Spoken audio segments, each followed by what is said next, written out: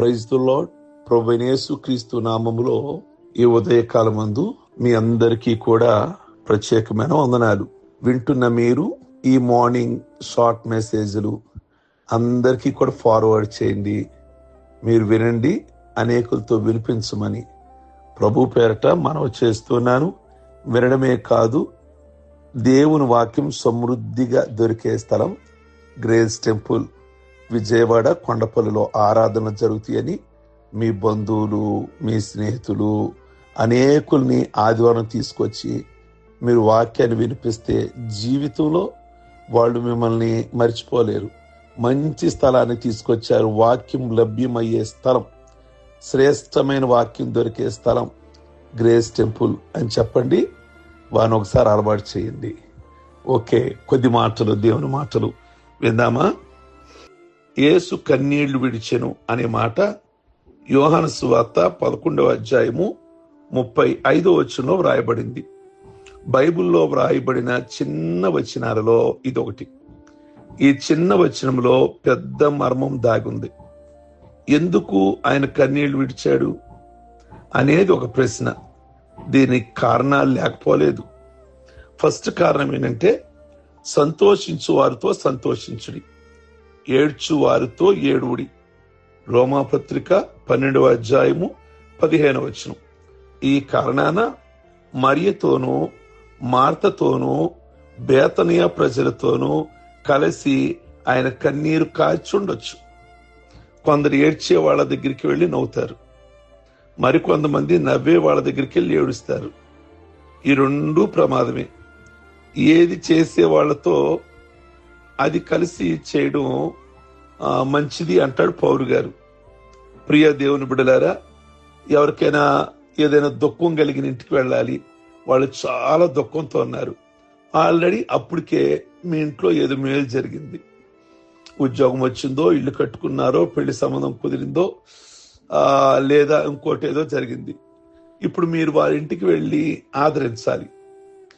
వాళ్ళ ఇంట్లో అదే జరగలేదని బాధపడతా ఏడుస్తున్నారు. కనుక ఈ విషయాలు అక్కడ మాట్లాడకూడదు. కనుక వాళ్ళతో బాధపడే వాళ్ళతో బాధపడాలి. టైం వచ్చినప్పుడు మీ యొక్క హృదయంలో ఉన్న ఆనందం, సంతోషం వాళ్ళని పంచుకోవచ్చు. ఒకవేళ ఏడ్చే వాళ్ళ దగ్గరికి వెళ్ళి మీ కుటుంబంలో జరిగిన మేలు కనుక వాళ్ళకి చెప్తే వాళ్ళు మరింత దుఃఖానికి, వేదనకి గురి కావచ్చు. కనుక ఎప్పుడు దేవుడు బిడలుగా వివేచనమైన మనసు కలిగిన వారుగా ఉండాలి. కనుక ఎవరైనా సంతోషం కలిగిన ఇంటికి వెళ్తున్నాం మనం, ఆల్రెడీ అప్పటికే మన ఇంట్లో కానీ మనకు కానీ దుఃఖం కలిగింది. సంతోషించే వారికి ఈ విషయాలు చెప్పి అప్సెట్ చేయకూడదు. దేవుని ప్రజలుగా చెప్తున్నాను. దేవుని సన్నిధిలో వివేచన జ్ఞానం కలిగిన వారుగా ఉండాలి.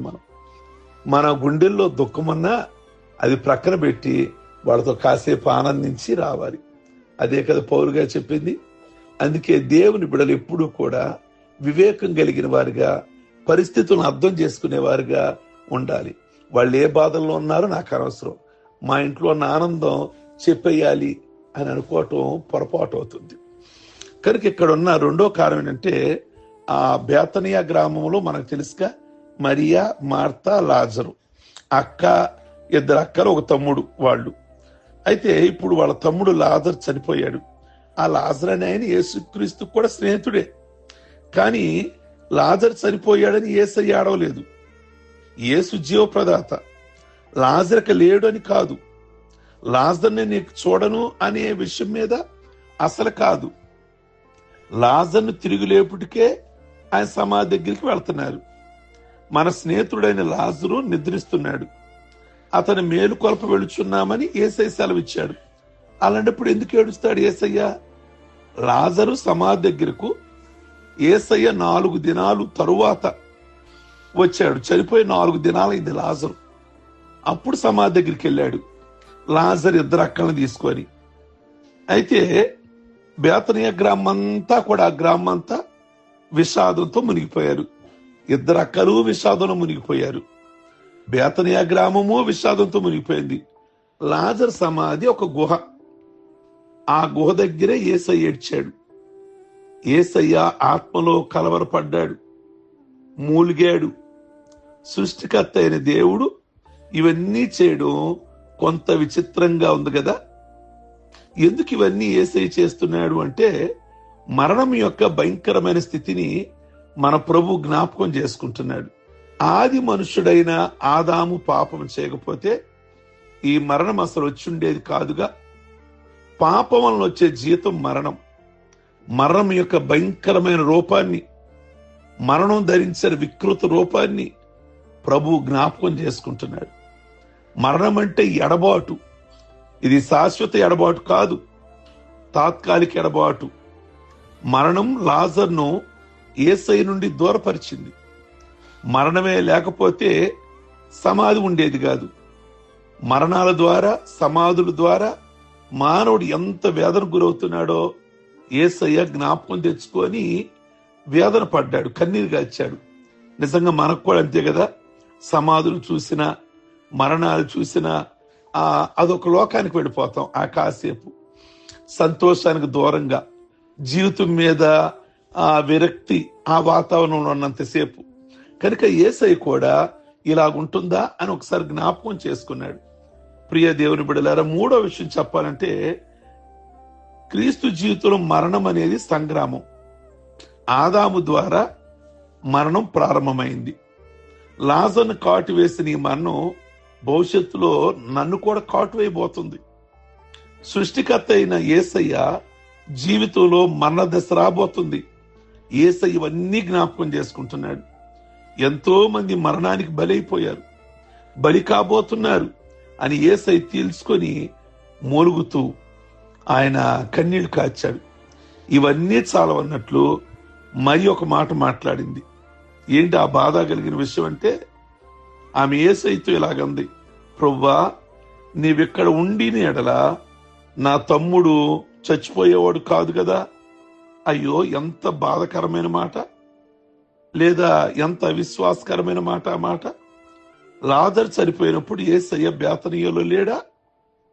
ఆ సమయంలో ఎక్కడో ఉండిపోయాడని మరియ తలస్తుంది.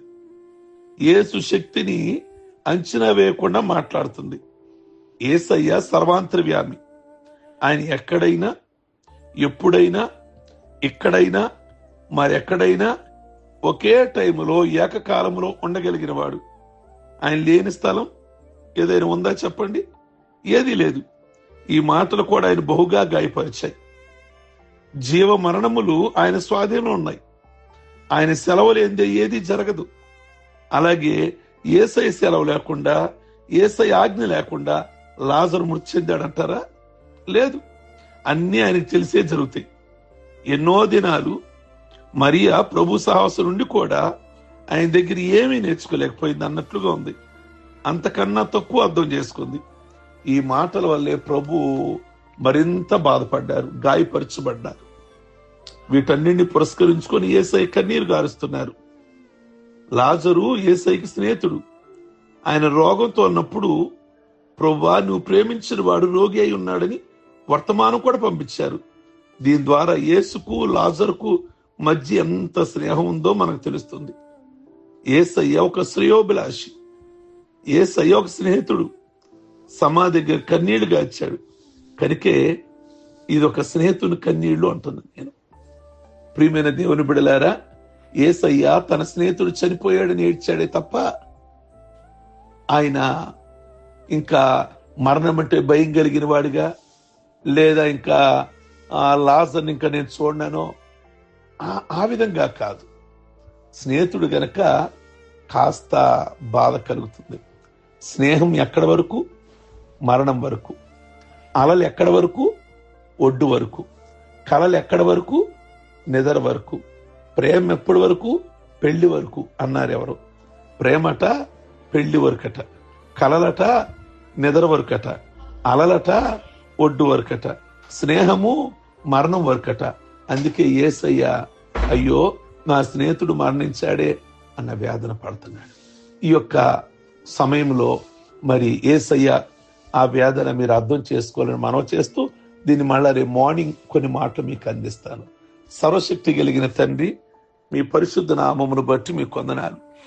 నిన్న ఉదయము కన్నీటి ప్రార్థన గురించి మాట్లాడారు. ఈరోజు యేసు కన్నీళ్లు లేదా స్నేహితుడు కన్నీళ్లు గురించి మాట్లాడారు. రేపు మార్నింగ్ కూడా మీరు మాతో మాట్లాడమని ప్రార్థిస్తున్నాం. ఈ మాటలు ఉన్న ప్రతి ఒక్కరిని కూడా మీరు కనికరించి కృప చూపించి దీవించి, ఈ రోజు ఎవరు ఏ సమస్యలలో, ఏ బంధకాలలో, ఏ అవసరాలలో, ఏ కుటుంబ ప్రార్థన రిక్వెస్ట్ లో ఉన్నారో జ్ఞాపకం చేసుకోండి. చాలా మంది ప్రేయర్ రిక్వెస్ట్ కూడా పెడుతున్నారు మెసేజ్లు. మరి ప్రభువా వారికి జాబుల విషయంలో గాని, ఆరోగ్య విషయంలో గాని, అన్ని విషయాల్లో కూడా మేలు చేసి ప్రభువా మీకు స్తోత్రాలు. ఈ కార్యక్రమాన్ని చూస్తూ వింటూ అలాగే మెసేజ్లు పెడుతున్న బిడ్డలు వారి కలిగిన సమస్యలన్నీ కూడా మీరు విడిపించి మీ గొప్ప దీవెన ఆశీర్వాదాలు దయచేసి పెళ్లి రోజులు, పుట్టినరోజులు, రక్షణ పొందిన రోజులు చేసుకుంటున్న బిడ్డలందరినీ కూడా దీవిస్తూ మేలు చేయమని ప్రార్థన చేస్తున్నాం. ఈ దిన దీవులతో అందరి కుటుంబాలకి మీరు సహాయం చేసి నడిపించమని యేసు నామములో అడుగుచున్నాం తండ్రి.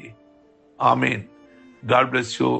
ఈ దినమెల్లా ప్రభు మీకు, మీ బిడ్డలకు, మీ కుటుంబానికి సదాకాలం తోడుగా ఉండును గాక.